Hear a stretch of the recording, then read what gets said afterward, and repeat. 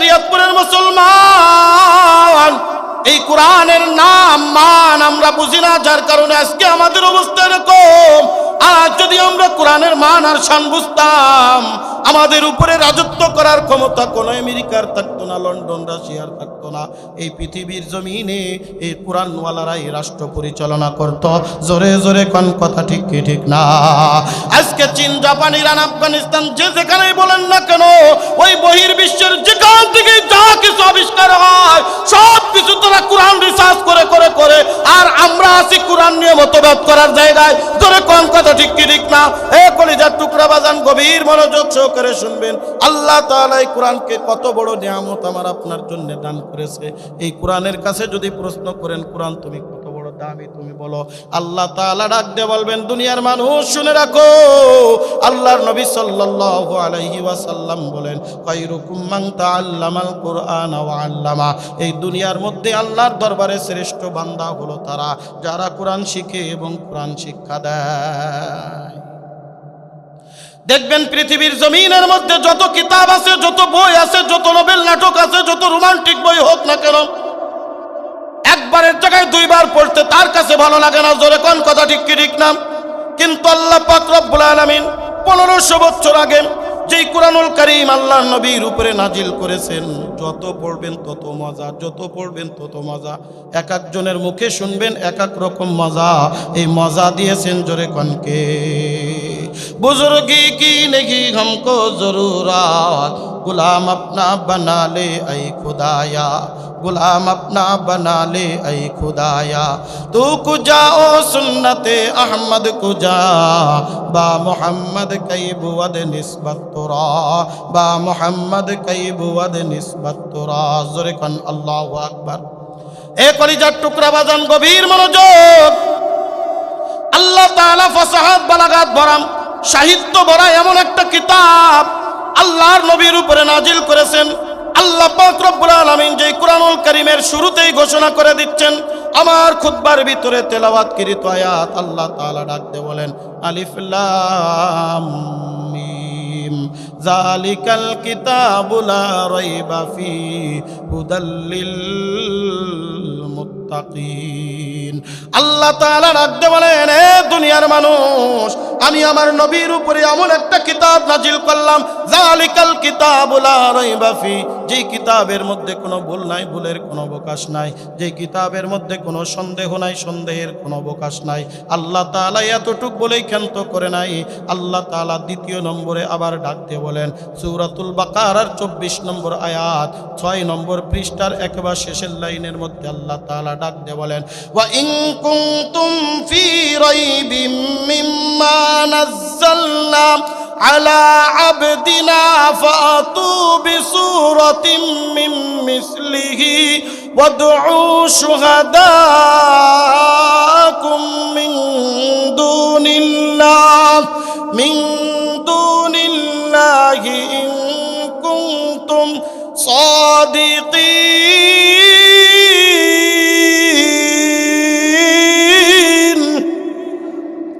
আল্লাহ তাআলা চ্যালেঞ্জ ঘোষণা করে দিচ্ছেন, হে দুনিয়ার কাফির মুশরিক, ভালো করে শুনো, আমি আমার নবীর উপরে যেই কিতাব নাজিল করলাম, যেই কোরআন নাজিল করলাম, সেই কোরআনের মধ্যে কোনো ভুল নাই, ভুলের কোনো অবকাশ নাই। এতটুক বলে ক্ষান্ত করলাম না। তোমরাও তো ফসি বলি গলা, তোমরাও তো সাহিত্য নিয়ে চর্চা করো। এ মক্কার কাফিররা, ভালো করে শুনে রাখো, আমি আমার নবীর উপরে যেই কিতাব নাজিল করেছি, পুরা কিতাব তোমাদেরকে বানায় দেখানো লাগবে না। পুরা কিতাবের মধ্যে সূরাতুল বাকারার মতো বড় সূরা বানানো লাগবে না, সূরাতুল আলে ইমরানের দিকে বড় সূরা তোমাদের বানানো লাগবে না, সূরাতুন নিসার মতো বড় সূরা তোমাদের বানানো লাগবে না। এ মক্কার কাফিররা, এই কোরআনের মধ্যে ছোট্ট থেকে যেই ছোট্ট সূরা আছে, এই সূরার মতো একটা সূরা তোমরা বানায় দেখাও, তবেই মেনে নেব এটা রাসূলের পক্ষ থেকে বানানো। 1500 বছর হয়েছে, আজ পর্যন্ত কেউ কি পারছে এরকম একটা আয়াত বানিয়ে দেখাতে? জোরে বলেন না। কলিজার টুকরা বাজান, ওই সময় ফসি বলি বললাম, সাহিত্য ভালো লোকজনের অভাব ছিল না।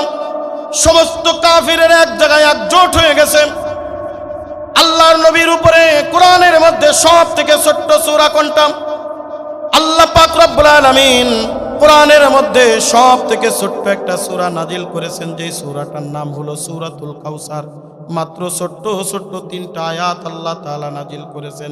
ইন্না আ'তাইনাকাল কাউসার ফাসাল্লি লিরাব্বিকা ওয়ানহার ইন্না শানিআকা হুয়াল আবতার। জোরে কান আল্লাহু আকবার। সব কাফেরের এক জায়গায় একত্রিত হয়েছে। মুহাম্মদ বলো কি আয়াত বানাতে হবে আমাদের? বন্ধুরে আমার, আল্লাহর নবী সাহাবা ইকরামদেরকে বললেন, তোমরা সূরাতুল কাউসারের প্রথম 2টা আয়াত কাবা শরীফের দরজায় লটকায় রাখো, আর ঘোষণা দিয়ে দাও 3 নম্বর আয়াত তোমরা বানায় দেখাও। সব পসিবলি গলা সাহিত্য বলা লোকজন একত্রিত হইয়া একটা বানায় আর একজন হাসে, আর একটা বানায় আর একজন হাসে। সর্বশেষ সমস্ত লোকজন বলা বলি শুরু করে দিল, লাইসা হাজা কালামুল বাশার, লাইসা হাজা কালামুল বাশার। না না, এটা দুনিয়ার কোন মানুষের কথা হইতে পারে না, এটা তো মহান রব্বুল আলামিনের বাণী। সমস্ত লোকজন একজোট হইয়া আল্লাহর নবীর হাতে হাত দিয়া কালেমা পড়ে মুসলমান হয়ে যায়। এই কোরআন কত বড় দামি! এ শরীয়তপুরের মুসলমান, আজ আমাদের কাছে কোরআনের দাম নাই, মাধুর্য নাই।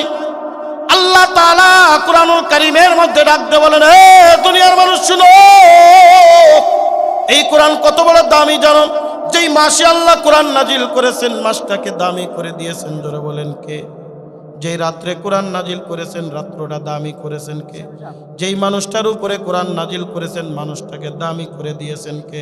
এইবার যদি কোরআনের কাছে প্রশ্ন করেন, ও কোরআন তুমি কোন মাসে নাজিল হয়েছো, কোরআন দেখবে সাথে সাথে উত্তর দিয়া দিবে, শাহরু রমাদানাল্লাযী উনজিলা ফীহিল কুরআন।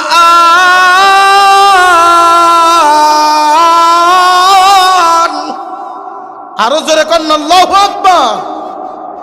কোরআনুল কারীমের মধ্যে আল্লাহ তাআলার সাথে সাথে ডাক দিয়ে বলে, দুনিয়ার মানুষ শুনে রাখো, রমজানুল মুবারকে আমি কোরআন নাজিল করেছি।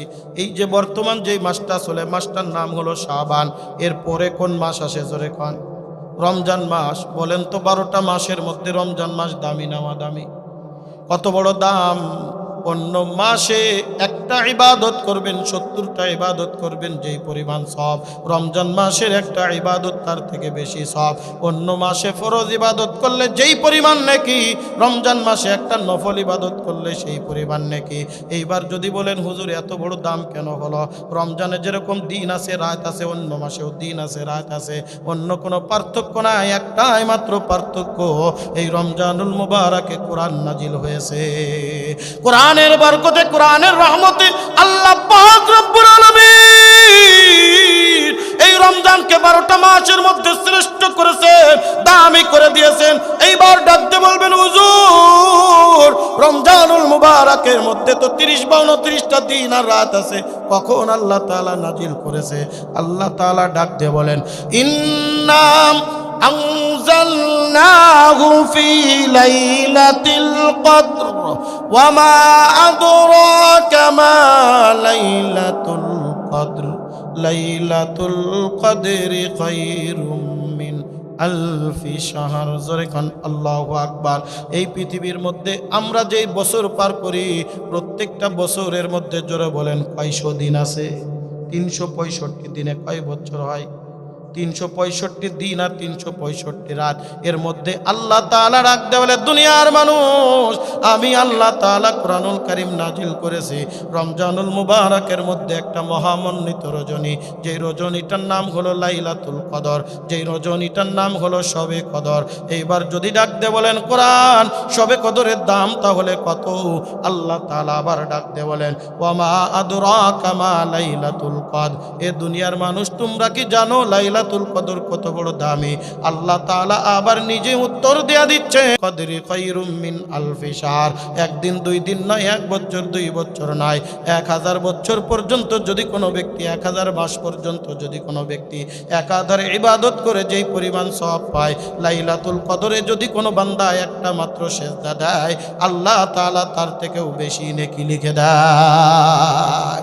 যদি রাখতে বলেন হুজুর এই রাত্রের এত দাম কেন, আল্লাহ তাআলা রাখতে বলে দুনিয়ার মানুষ একটাই মাত্র কারণ, এই রাত্রের মধ্যে আলাদা কোনো মহামান্বিত না, এই রাত্রের মধ্যে আলাদা কোনো গুণ নাই, একটাই মাত্র কারণ এই লাইলাতুল কদরে আমি আল্লাহ কোরআন নাজিল করেছি, কোরআনের বরকতে কোরআনের রহমতে আমি আল্লাহ রাত্র দামি করেছি।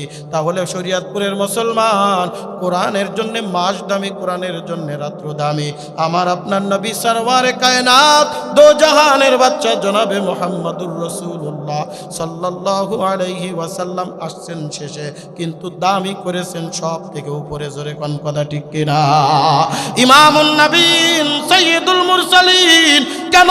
একটাই মাত্র কারণ, আল্লাহ পাক রব্বুল আলামিন এই নবীর উপরে কোরআন নাজিল করেছেন।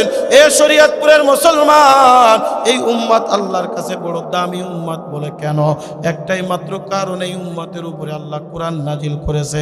কোরআনের বরকতে উম্মত দামি, কোরআনের বরকতে মাস দামি, কোরআনের কারণে রাত্র দামি, কোরআনের কারণে স্থান দামি, কোরআনের কারণে কাপড় দামি, কোরআনের কারণে কাঠ দামি। জোরে কোন কথা ঠিক কি ঠিক না? এই যে কোরআন রাখার জন্য একটা গিলাপ তৈরি করি আমরা, জোরে কোন কথা ঠিক কি ঠিক না? একটা মনে করেন 1 গজ কাপড় কিনলেন, কাপড় কিনে আপনার জামা বানালেন, জামা বানানোর পরে কিছু জামার টুকরা বেঁচে আছে, কাপড় বেঁচে আছে। এইবার যদি আপনি দর্জিকে বলেন, ও দর্জি সাহেব, এই কাপড় টুক দিয়ে আমার বাড়িতে একটা কোরআন আছে, কোরআনের গিলাপটা সুন্দর করে বানায়া দাও। এই কোরআনের গিলাপ এখনো কোরআন রাখেন নাই, গিলাপ যদি হাতের থেকে পড়ে যায়, দেখবেন ওই গিলাপটা উঠায় একবার কপালে লাগায়, একবার চুমু খায়, বলে এই কাপড়ের দাম, বলে না না কাপড়ের দাম না, এই কাপড়টা কোরআনের সাথে লাগার কারণে এই কাপড় দামি হয়ে গেছে। জোরে কোন কথা ঠিক কিনা? এই কারণে আজকের এই মাহফিল দামি কেন? বলে একটাই কারণ, এই মাহফিল আল্লাহর কোরআনের কথা হয়, এই কারণে মাহফিল দামি। এই যে মাদ্রাসা, এই মাদ্রাসা দামি কেন? বলে একটাই কারণ, এই মাদ্রাসায় কোরআন পড়ানো হয়। এই যে নুরানি ছাত্ররা কোরআন শরীফ কত সুন্দর করে পড়ে, এই যে মাদ্রাসার ভিতরে কোরআন খুলে খুলে কত সুন্দর করে পড়ে। আউযু বিল্লাহি মিনাশ শাইতানির রাজিম, বিসমিল্লাহির রহমানির রহিম। আমার আল্লাহ ডাক দে বলে, বান্দা এই দুনিয়ার জমিনের ভিতরে যারা কোরআনওয়ালা হবে, কোরআনের সংস্পর্শে থাকবে, কোরআনের সাথে মহামান্বিত রাখবে, কোরআনের সাথে সম্পর্ক রাখবে, আল্লাহ তাআলা কিয়ামতের ময়দানে বিনা হিসেবে আল্লাহর জান্নাত দেয়া দিবে। সুবহানাল্লাহ। বন্ধুরে আমার, গভীর মনোযোগ, একেবারে সংক্ষিপ্ত করে বলছি, কয়েক মিনিটের মধ্যে আমার আলোচনার ইতি টানবো ইনশাআল্লাহ। আল্লাহর নবী ডাক দিলেন, দুনিয়ার মানুষ, ওই কিয়ামতের ময়দানে যেদিন কেউ কারুর পরিচয় দিবে না, মা তার সন্তানের পরিচয় দিবে না, সন্তান তার মায়ের পরিচয় দিবে না, বন্ধু তার বন্ধুর পরিচয় দিবে না, ভাই তার ভাইয়ের পরিচয় দিবে না, স্ত্রী তার স্বামীর পরিচয় দিবে না, স্বামী তার স্ত্রীর পরিচয় দিবে না। ওই কিয়ামতের ময়দানে একজন হাফেজে কোরআন, একজন আলেম, যারা কোরআনের সাথে সম্পর্ক রাখে, কোরআনের সাথে মহব্বত রাখে, আল্লাহ তাআলা তাদেরকে ডাক দিয়ে বলবেন, মান করা আল কোরআন ফাস্তাযহারাহু ফাআল্লা হালালাহু ওয়া হাররামা হারামাহু আদখালাহুল্লাহুল জান্নাহ ওয়া শাফাআহু ফি আশরাতিন মিন আহলি বাইতিহি কুল্লুহুম কদ ওয়াজাবাত লাহুন নার। আল্লাহর নবী ডাক দিয়ে বলেন, আমার উম্মত, এই দুনিয়ার জমিনের মধ্যে যারা কোরআন পড়ে, কোরআন অনুযায়ী নিজের জীবন গঠন করে, যারা কোরআনের পক্ষে থাকে, যারা কোরআনের সংস্পর্শে থাকে, কিয়ামতের ময়দানে আমার আল্লাহ ডাক দিয়ে বলবে, বান্দা দুনিয়ার জমিনের মধ্যে আমার কোরআনকে তুই ভুলে যাস নাই। এ বান্দা আজকে তোর মা তোর পরিচয় দিল না, আজকে তোর বাবা তোর পরিচয় দিল না, আজকে তোর ভাই তোর পরিচয় দিল না, আজকে তোর স্ত্রী তোর পরিচয় দিল না। আয় বান্দা আয়, এই দুনিয়ার জমিনের মধ্যে আমি আল্লাহর কোরআন বলে যাস নাই, কোরআনের সাথে সম্পর্ক রেখেছো, কোরআনের সাথে মহাব্বত রেখেছো, কোরআনের সাথে ভালোবাসা রেখেছো, আমি আল্লাহ ঘোষণা করে দিলাম আদখালাহুল্লাহুল জান্নাহ, আমি আল্লাহ তোমারে জান্নাত দান করে দিলাম। জোরে কান সুবহানাল্লাহ। জান্নাতে যেতে চাই কে কে? আল্লাহু আকবার বলে হাত উঠান, আল্লাহু আকবার। আল্লাহ আমাদের কবুল করেন, বলেন আমিন। জান্নাতে যদি আমাদের যেতে হয় কোরআনের সাথে সম্পর্ক রাখা লাগবে কি লাগবে না? এই কারণে এই যে জানুয়ারি মাস চলে, আপনার সন্তানকে আপনি মাদ্রাসায় ভর্তি করে কোরআন পড়াবেন। অন্ততপক্ষে আপনি যখন দুনিয়ার থেকে বিদায় নিয়ে অন্ধকার কবরে চলে যাবেন, তখন দেখবেন আপনার সন্তান আপনার কবরের পাশে ডাক দিয়ে বলবে, রব্বির হামহুমা কামা রব্বায়ানি সগীরা। ওগো আল্লাহ, আমার বাবা মার কবরে আযাব মাফ করে দাও। আল্লাহর নবী বলেন, ইজা মাতাল ইনসান ইনকাতা আনহু আমালুহু ইল্লা বিসালাসা। মানুষ যখন দুনিয়ার থেকে বিদায় নিয়ে যায়, তার সব আমলের দরজা বন্ধ হয়ে যায়, কিয়ামত পর্যন্ত তিনটা আমল জারি থাকে। আল্লাহর নবী বলেন, তার মধ্যে এক নম্বর হলো ইল্লা বিসাদাকাতিন জারিয়া, এক নম্বর হলো সাদকায়ে জারিয়া, যেটা মাদ্রাসা মসজিদ দ্বীনের জন্য আমি আপনি করে গিয়েছি, যেটা আমি আপনি মসজিদের জন্য মাদ্রাসার জন্য করে গিয়েছি। এই যে মাদ্রাসা, এই যে নুরানি শাখা, এই যে দাখিল মাদ্রাসা, এই মাদ্রাসা শুরু লগ্ন থেকে প্রতিষ্ঠা লগ্ন থেকে অনেক মানুষ ছিল, আজকে তারা অন্ধকার কবরে শুয়ে আছে। এমন লোক আছে না নাই? জোরে কর। এরকম অনেক ব্যক্তি আছে, এই যে মাদ্রাসার সভাপতি পাশে বসা আছে, হয়তো একদিন দুনিয়ার জমিনে থাকবে না, কিন্তু মাদ্রাসা থেকে যাবে। এখান থেকে যতটা ছেলে কোরআনের যতটা আয়াত তেলাওয়াত করবে, ওই সমপরিমাণ সব আল্লাহ তাআলা এই মাদ্রাসার সংস্পর্শে থাকার কারণে কিয়ামত পর্যন্ত আমলনামায় সব পৌঁছাইতে থাকবে। ওই কিয়ামতের ময়দানে আমার আল্লাহ যখন ডাক দিবে, ও বান্দা আল্লাহ তাআলা ডাকতে বলবেন, বান্দারে এই দুনিয়ার মধ্যে কেউ তোর আপন না, যদি আপন থাকে কোরআন, যদি আপন থাকে নবী, কিয়ামতের ময়দানে তারাই তোরে সুপারিশ করবে আর জান্নাতে নিবে, সুপারিশ করবে আর জান্নাতে নিবে। এই কারণে কলিজার টুকরা বাজান, এই কোরআনের সাথে আমরা আমৃত্যু সম্পর্ক রেখে যাব, মহাব্বত রাখবো আর ভালোবাসা রাখবো। আমি আপনি যদি ভালোবাসা রেখে দুনিয়ার থেকে বিদায় নিতে পারি, কোরআনওয়ালা হয়ে যদি আমরা দুনিয়ার থেকে বিদায় নিই, আল্লাহর নবী ডাক দিয়ে বলেন, বান্দা দুনিয়ার থেকে বিদায় নিতে দেরি হবে, আল্লাহর জান্নাত পাইতে দেরি হবে না। বুজুর্গি কি নেহি हमको जरूरत, गुलाम अपना बना ले ऐ खुदाया, गुलाम अपना बना ले ऐ खुदाया। तू कुजाओ सुन्नते अहमद कुजा, बा मोहम्मद कई बुवद निस्बत तोरा, बा मोहम्मद कई बुवद निस्बत तोरा। माशुकू से क्या मजा है, अल्लाहु अकबर, माशुकू से क्या मजा है, आशिकू से पूछियो, शाखे गुल में क्या मजा है, बुलबुलू से पूछियो, शाखे गुल में क्या मजा है, बुलबुलू से पूछियो। जन्नत दोज़ख से यार अब क्या करो, आरज़ू है मैं तुझे देखा करो, आरज़ू है मैं तुझे देखा करो। हूरे गलमन जैसे नेमत खाए तो, उससे नेमत दीदारे खुदाए तो, उससे नेमत दीदारे खुदाए तो। जोरे कन अल्लाहु আকবার। এ শরীয়তপুরের মুসলমান, আমরা যারা এখানে আছি কার জানি মা নাই বাবা নাই, ওই অন্ধকার কবরে জাতক পাখির নাই তাকিয়ে আছে রে সন্তান, দুনিয়ার জমিনের ভিতরে রেখে আসলাম।